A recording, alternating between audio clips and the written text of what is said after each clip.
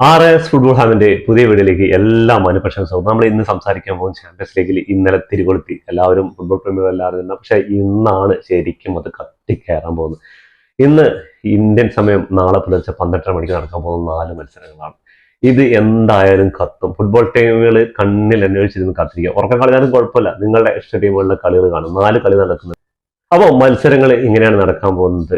Ajax versus Inter Milan, Bayern Munich versus Chelsea, Atletico Madrid versus Liverpool and Atalanta versus PSG.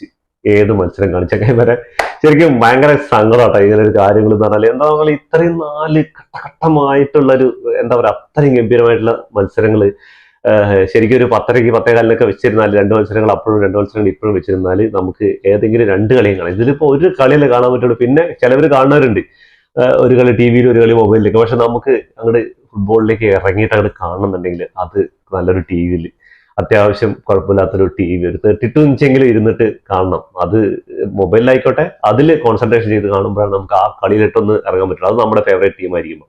ഇപ്പൊ നമ്മൾ ചിലപ്പോൾ ഇന്ന് PSG-യുടെ കളി കാണും, ചിലപ്പോൾ ലിവർപൂളിന്റെ കളി കാണും, അല്ലെങ്കിൽ ബയൺ മ്യൂണിക്കിന്റെ കളി കാണും. പക്ഷെ ഇന്നലത്തെ പോലെ ആയിക്കഴിഞ്ഞാൽ, ഇന്നലെ കണ്ടില്ലേ നമ്മളൊക്കെ ഇന്ന് റയൽ മാഡ്രിഡിന്റെ ഒക്കെ കളി കണ്ടു. പക്ഷെ അവിടെ തീപ്പാറിയ മത്സരം നടന്നത് ജുവന്റസ് വിസസ് ഡോർട്ട്മണ്ടാണ് 4-4.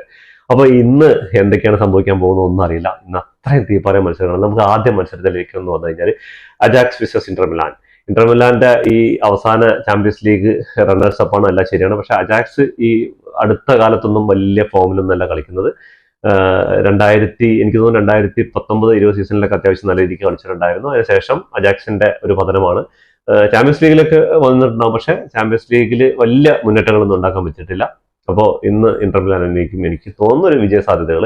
അടുത്ത മത്സരിക്കുകയാണ് ബയൺ മ്യൂണിക് വിസസ് ചെൽസി. ഏറ്റവും പോലെ ഒന്നും പറയാൻ പറ്റില്ല. മിന്നും ഫോമിൽ കളിക്കുന്ന 2 ക്ലബ്ബുകളാണ്.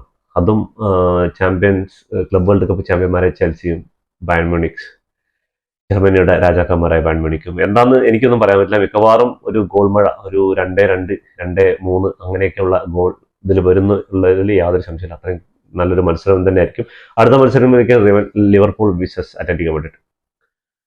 ഫോം വെച്ച് നോക്കുകയാണെങ്കിൽ ലിവർപൂളിന് തന്നെയാണ് ചാൻസ്. പക്ഷെ അത്ലറ്റിക്കോ മാഡ്രിഡ് അവരുടെ എവേ മത്സരമാണ്. അപ്പോൾ പരമാവധി അവർ ഗോള് കൺസിഡർ ചെയ്യാതെ ഒരു ഗോളോ അല്ലെങ്കിൽ അങ്ങനെ ഒരു രീതിയിലുള്ള പരാജയം അല്ലെങ്കിൽ ഒരു സമനിലയ്ക്ക് വേണ്ടിയിട്ട് ശ്രമിക്കുകയുള്ളൂ.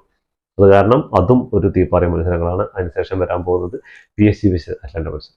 അതിൽ PSG-ക്ക് തന്നെയാണ് ചാൻസ് കൂടുതൽ. പക്ഷെ അറ്റ്ലാന്റ നിസ്സാരക്കാരല്ല.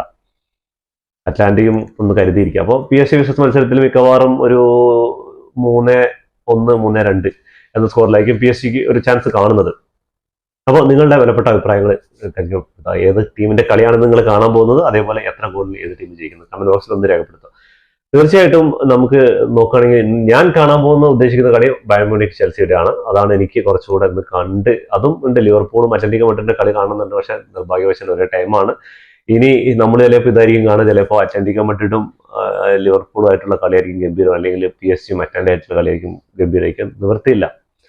നമ്മൾ 2 ഇതിലൊക്കെ ഒന്നില്ലെങ്കിൽ ലാപ്ടോപ്പിലും TV-യിലൊക്കെ കാണുന്നുണ്ടല്ലോ, അതിന് കുറച്ച് വൈകാരികമായിട്ട് കുറച്ച് കാര്യങ്ങളൊക്കെ ഉണ്ട്. പിന്നെ എക്സ്ട്രാ ടൈം പെട്ടെന്ന് കഴിഞ്ഞ് കഴിഞ്ഞാൽ ഏതെങ്കിലും കളിയിൽ കുറച്ച് നേരം കൂടി കാണാൻ പറ്റും, അതേ ഉള്ളൂ. വേറെ നിവൃത്തിയൊന്നുമില്ല.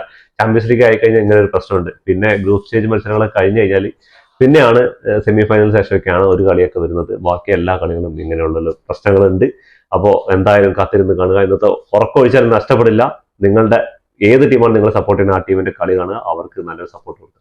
ഇതോടുകൂടി ഈ വീഡിയോ അവസാനിക്കുന്നു. ഫുട്ബോൾ ലോകത്തെ പുതിയ വിശേഷങ്ങളുമായി വീണ്ടും കാണാം. ഈ വീഡിയോ ഇഷ്ടപ്പെട്ടാൽ ലൈക്ക് ചെയ്യുക, ഷെയർ ചെയ്യുക, സബ്സ്ക്രൈബ് ബട്ടൺ അടുത്തുള്ള ബെൽ ഐക്കൺ ഒന്ന് ക്ലിക്ക് ചെയ്ത് ഞങ്ങളുടെ പുതിയ വീഡിയോ നോട്ടിഫിക്കേഷൻ എത്തിച്ചതായിരിക്കും.